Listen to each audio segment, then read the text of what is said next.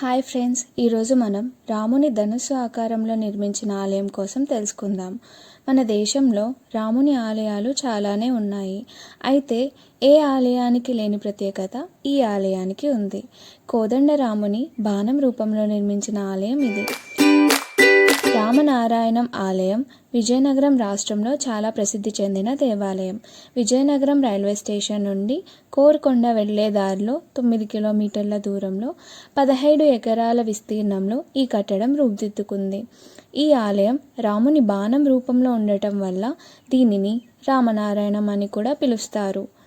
అందంగా ఎక్కుపెట్టిన బాణం ఆకారంలో ఉన్న ఈ కట్టడానికి మరెన్నో విశిష్టతలు ఉన్నాయి.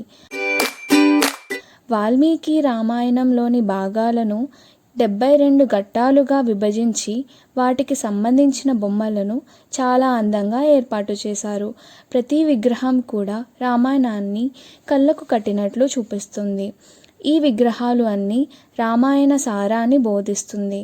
ధనువు ఆకారంలోని తొలి సగం కారిడార్లో 36, మలి సగం కారిడార్లో 36, మొత్తం 72 కుడ్య చిత్రాలను ఉన్నాయి. ఈ ఆలయంలో ఆంజనేయ విగ్రహం ప్రధానంగా ఆకర్షిస్తుంది.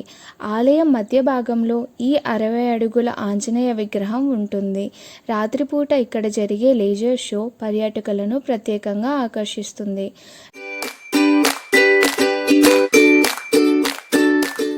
రాముని యొక్క విల్లులోనే రామాయణం మొత్తం దాగి ఉన్నట్లు అనిపిస్తుంది.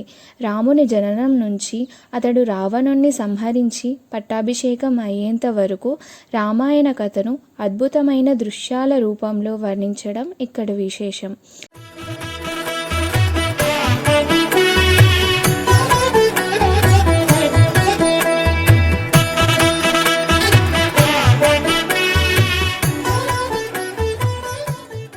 ఈ ఆలయం కట్టడం 2 అంతస్తులుగా ఉంటుంది.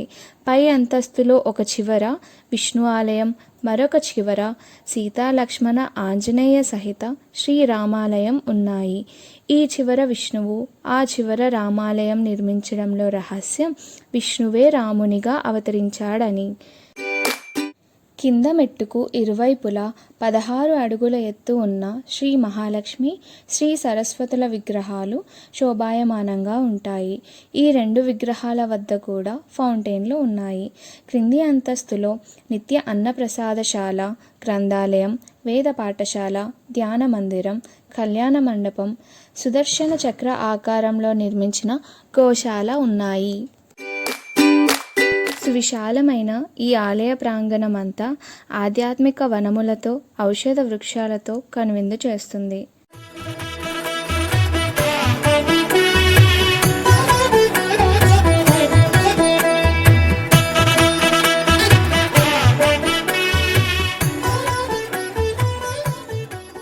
కోదండరాముని ధనుస్సు ఆకారంలో నిర్మించిన ఆలయం చాలా ఇంట్రెస్టింగ్గా ఉంది కదూ. ఇలాంటి మరిన్ని వీడియోస్ కోసం మా ఛానల్ని సబ్స్క్రైబ్ చేయండి.